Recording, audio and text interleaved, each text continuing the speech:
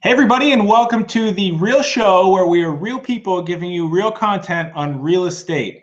So today is episode number 4. And first of all, we want to apologize. We missed last week.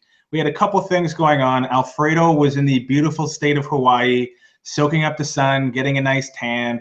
And it also happened to be election night. So everybody had a little bit more on their mind than real estate. So we have postponed the last week's episode, and we have what Alfredo is calling a super episode tonight. So today we have a jam-packed episode where we're going to talk about a few different things. Before we get into the content for today, a couple things happened in the world of real estate in Ontario over the past week, and we want to give you a quick update on it. So the first thing that happened was there was a change to the land transfer tax rebate for first-time home buyers.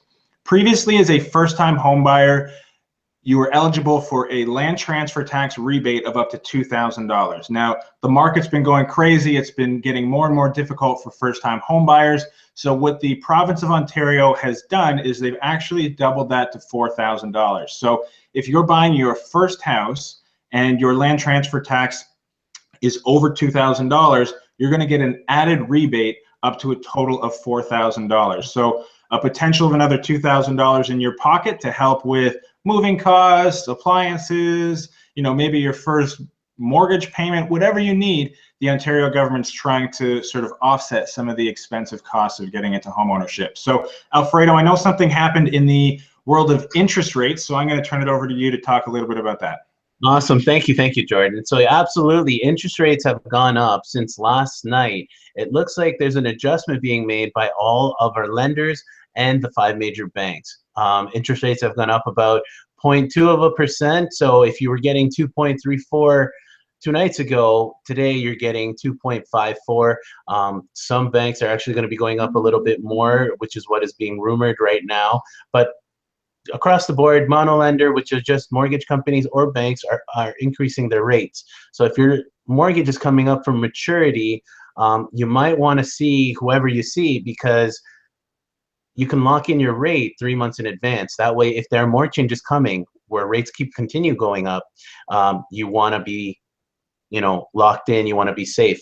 Also, refinances for anybody that mortgage is coming up for maturity or are looking to consolidate some debt. Anybody that's looking to take out equity for whatever reason it may be, this is the time you want to talk to your mortgage guy or girl, because as of November 30th, the rules are going to change just the way they changed for first-time home buyers. Now they're going to change for anybody who wants to refinance. Where before you would qualify on the contract rate, now you're going to be qualifying on the benchmark rate, the 4.64. So this is going to cause a lot of stress because some people who were able to qualify are not going to be able to qualify. And so you have about 2 weeks before that change is in effect. So make sure that you're aware, make sure you know what you want to do. That way you get it done now, because you might not be able to get it done later. So it looks like we have a little bit of a good news, bad news going on. We've got a great rebate for first-time buyers. Having said that, it looks like interest rates are going up a little bit. So I guess we have to take the good with the bad. So let's jump right into the content tonight. We've got a lot to talk about. Today we're going to talk about 2 really fascinating, popular questions in the world of real estate. So the first one that we want to tackle is something that I get asked all the time. We sent out a couple posts on Facebook to get people's questions, and this is something that came up. We want to talk about the idea of, should you rent or should you buy? So from a financing perspective, Alfredo, can you explain to us a little bit of the difference between renting and buying, and maybe which one you should do? Okay, so in my opinion, if you can buy, buy. If you buy, it's only going to benefit you in the long run. The difference between renting and buying is basically the down payment. If you don't have the down payment, well, then you have to rent, or you could live at home, save your money, and then once you have it, go and buy. But if you have the down payment, jump. I know it's kind of an emotional thing. It's a little scary to be a homeowner, and there's things that may come up along the way, but it's worth the jump, because you will own a home and you will build your investment up, like the equity will build in the house. So I mean, you could rent a house for $1,800 and you might be okay with that. But for the same $1,800, you could buy a home, and your home would be anywhere, I don't know, $1,800 means maybe 325, 350. The difference between the both is if you have the or $18,000 for your down payment. Like you said, Jordan, now the land transfer tax has the rule has changed, so now you're going to get a bigger rebate where before you weren't, and also you have to have your lawyer fee cost involved. So that's the difference between buying and renting. And I favor buying. I bought. It's well worth it. I see the benefits to it now, owning it for 10 years. And that would be my strong recommendation, is if you can buy. And if you can't buy, figure out how you can save. There's a lot of investment companies, even the banks, they'll put you on a savings plan. They'll figure out how you can save enough over a certain period of time so that you can get in the market.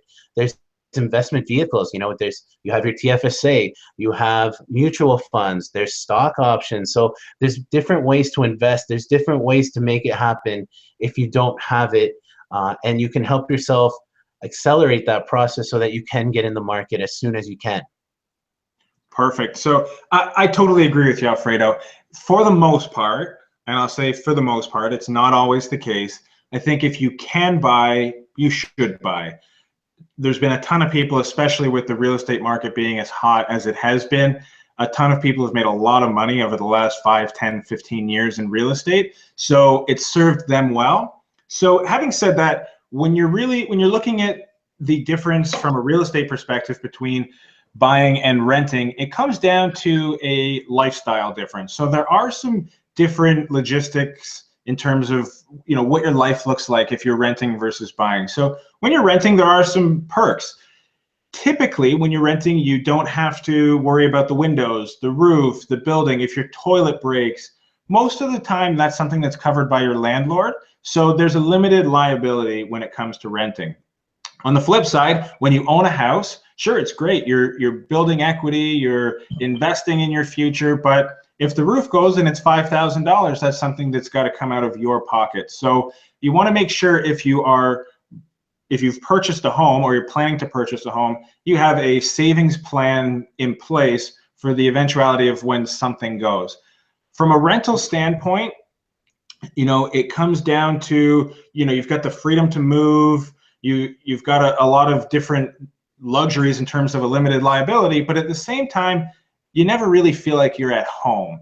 You're living in somebody else's house. You don't have the freedom to, outside of maybe painting, you don't have the freedom to renovate, do some of the things you want. So I think I'm going to echo what you said, Alfredo. If you can buy, then for the most part, that's the best option. The only time where I see people that can buy that should rent are people who are later in life. Maybe they've saved up quite a bit of money, they're worth quite a bit of money, and they just don't want the hassle of owning a house. Maybe there's somebody who has a house here and they spend time down in Florida or somewhere warm for the winter, maybe Hawaii, and they don't want to worry during the winter about what's going on, and maybe they want to just rent a place where the landlord's going to be looking after the property, or maybe it's something in a condominium building.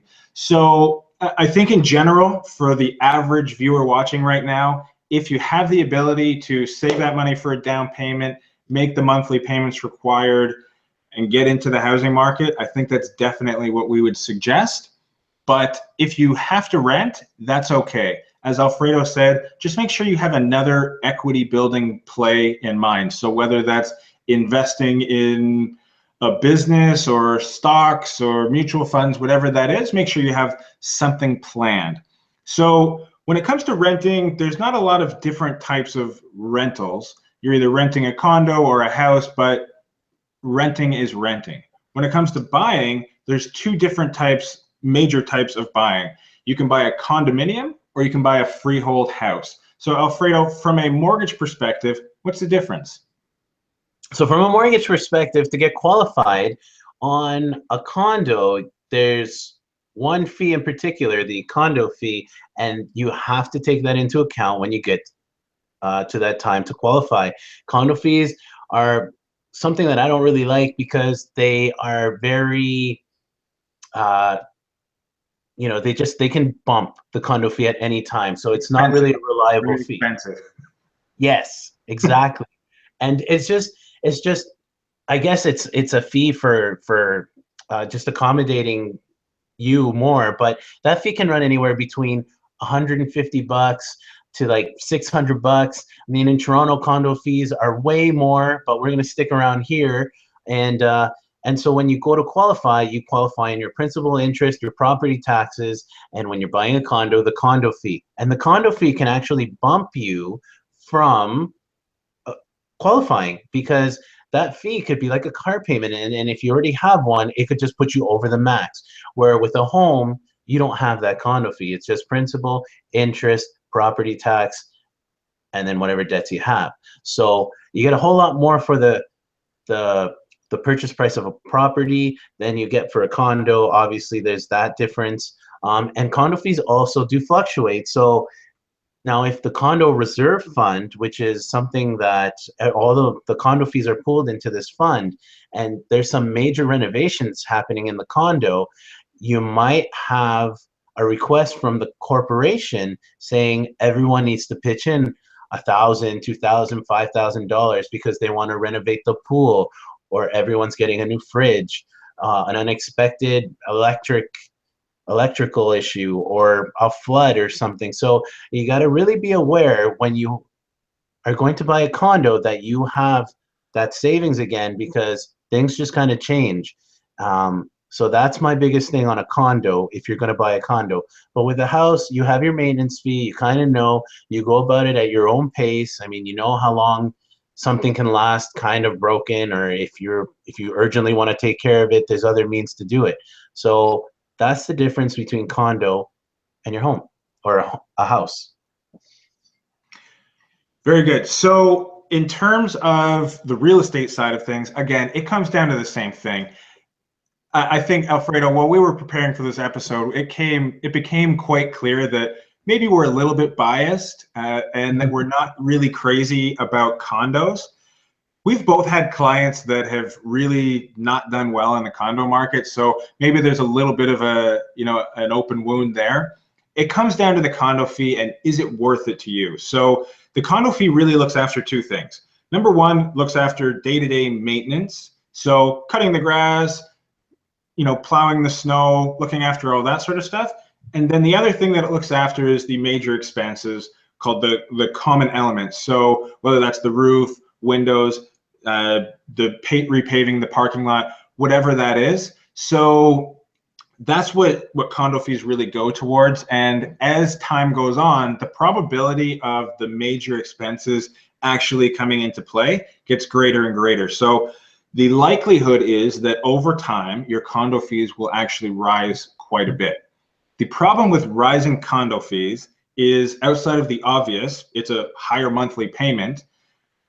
You have this asset that has a monthly payment attached to it. As that monthly payment goes up, your equity and your sale price actually go down. So it's a double-edged sword in the fact that really, for the most part, every dollar that your condo fee goes up costs you about $2. Costs you an extra dollar per month and costs you $1 when you go to sell the house. So really, the condo fees can be a killer.